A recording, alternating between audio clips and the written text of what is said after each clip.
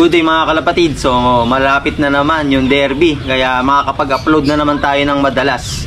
So wala na kasi kung maiisip na i-content dahil gawa nung na-content na yata natin lahat. So kung may suggestion kayo, hanggat kaya ko, i-comment nyo sa baba, mag-content tayo. Pero alam ko lahat ng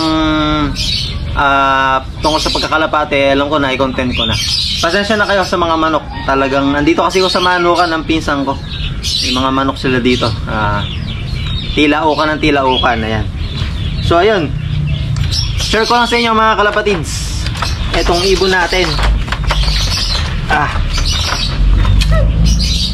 Itong ibon natin na ito is Hooters line cross Unbelievable. Ito kasi meron sa ating nagbalita si Blue Pigeon, alam ko Manila yata sila, hindi ako nagkakamali. So binalitaan tayo mga kalapatids tungkol sa lipad ng ibon na naibenta natin sa kanya o na-acquire niya sa akin. So nag-finisher ng MacArthur Hooters line, may pasok tapos Unbelievable. Ayan. So nung umuwi sa kanya yung ibon, andun pa yung stamp. Ito, ayan, may stamp pa. Kaso wala na yung wala na yung seal niya, di ba? May seal yung mga MacArthur, tsaka wala na yung sticker. Kaya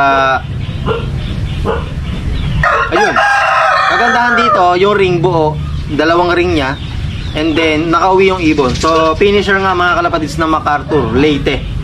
So yung gusto ko share sa inyo na sa haba-haba din ng natin ng pagkakalapate ng panahon na ginugol natin, may nangyari sa pagkakalapate natin. Talagang kahit sa kaapu-apuhan talagang tumatawid.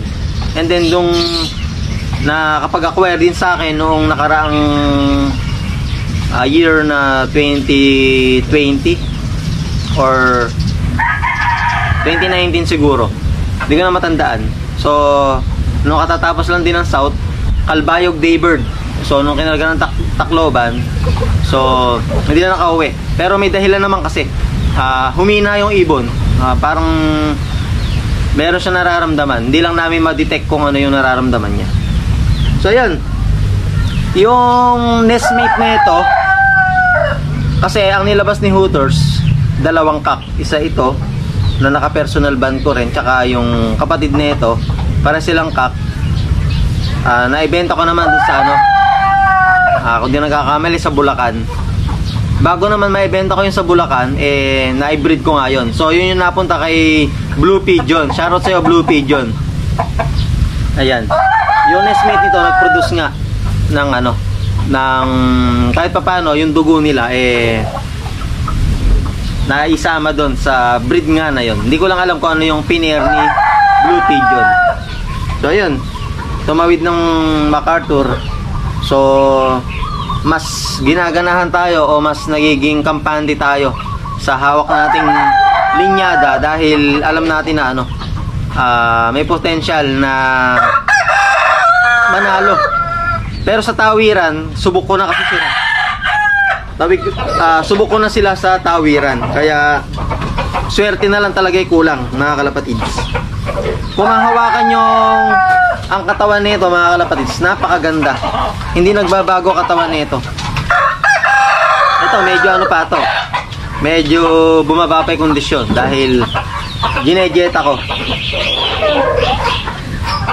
Ayan kahit third clutch, second clutch, hindi bumaba katawan.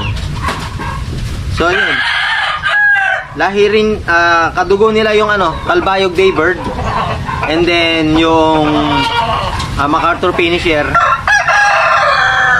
kadugo nila. Kaya nakakatuwa lang at binalitaan tayo ni Blue Pigeon.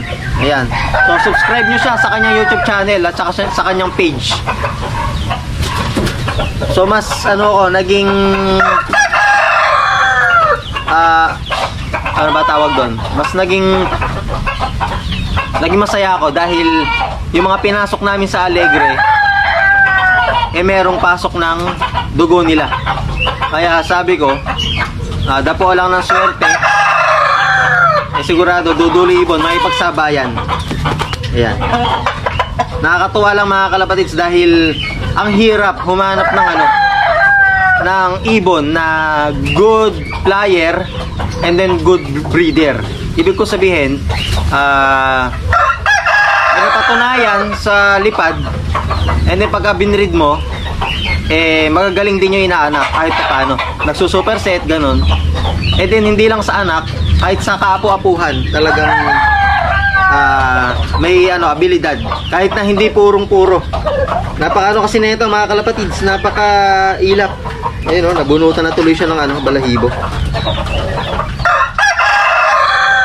Ayan, Hooters Line Cross, unbelievable.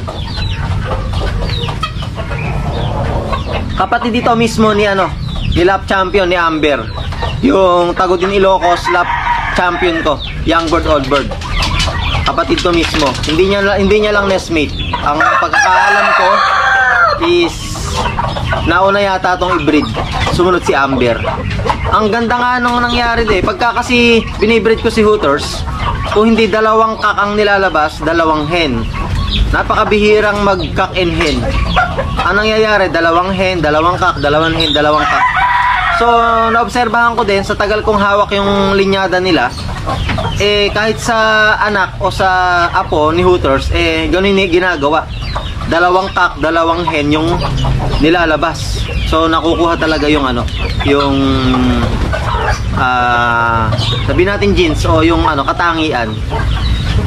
Ayan. Ang nilalabas nga karaniwan ng mga Hooters line is blue bar, black check, blue check, blue bar na sunog.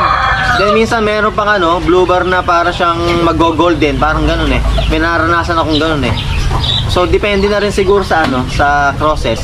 Pero meron siyang nilalabas na ganun, blue bar na parang golden. Ayan. Napakaganda nito. Tapos pamangkin nito si 3 times lap winner, solo complete clacking ng La Union. Nilipad nila Sir Datu ng actually nasa siya ngayon, nasa Saudi. So pamangkin niya si pangalan nito si Bangad. Pamangkin niya si Bangad, yung first overall champion, solo complete clacking, and then 3 times lap winner. So talagang nasa dugo na nila. Kaya ang ginagawa ko namin ngayon, lalo na ako, yung mga hawak ko na lahi na natitira ni Hooters, talagang kinikip ko na dahil ang hirap nga na mga panang materyales o bloodline ng ibon na makiklik na kahit sa kaapu-apuhan makikitahan mo ng abilidad. Kaya ginagawa ko sa mga natitirang hawak ko na lahi ni Hooters, ni Salpok, kahit paano nakapag-inbreed ako doon. So sila na lang yung pinapataas ko yung dugo, kung di man, katulad ng ginawa namin na pinasok namin sa Alegre One Low Phrase, halos crossbreed ang ginawa namin. Kasi nasubukan ko na maglipad ng inbreed, black breed, mahina talaga. Kasi napanood ko na yan sa mga sa mga veterano na hindi nga daw pwede, pero sabi ko gusto kong subukan yung ako mismo. Kasi lalo na kayo sa social media, di naman natin alam yung totoo, di ba? Kaya ako mismo sinubukan ko yung inbreed. Hindi, mahina, sakitin pa. Kahit na ganito na edad nila, tinatamaan sila ng sipon na malala. Pagka hindi mo naagapan, talagang babawian ng buhay. Ayan. So yun nga mga kalapatids, kanina umingantos kami. So kompleto naman yung ibon ko na kinarga. Hayaan nyo, mas dadalasan natin mag-upload, kasi nag-aalala lang ako, paulit-ulit yung video ko. So kaya siguro sabi ko, yung mga derby na lang, mga preparation yung i-upload ko. Marami na rin nagchat-chat sa akin, bihira raw ako mag-upload. So So, hayaan nyo mga kalapatids, mas dadalasan na natin. Mag-comment kayo sa baba mga kalapatids kung may suggestion kayo na gusto nyong i-topic natin. Na sa ganun, mapag-usapan natin, mapagkwentuhan natin, kumbaga. Ayan. So, share ko lang. Sa lahi ni Hooters, kahit na wala na si Hooters, sa mga followers ko dyan, mga nakasubscribe sa akin, baka yung iba di pa alam, wala na si Hooters. So, wala na siya.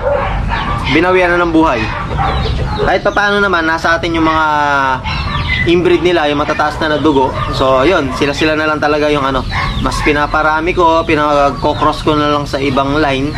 So, sana, gumawa din.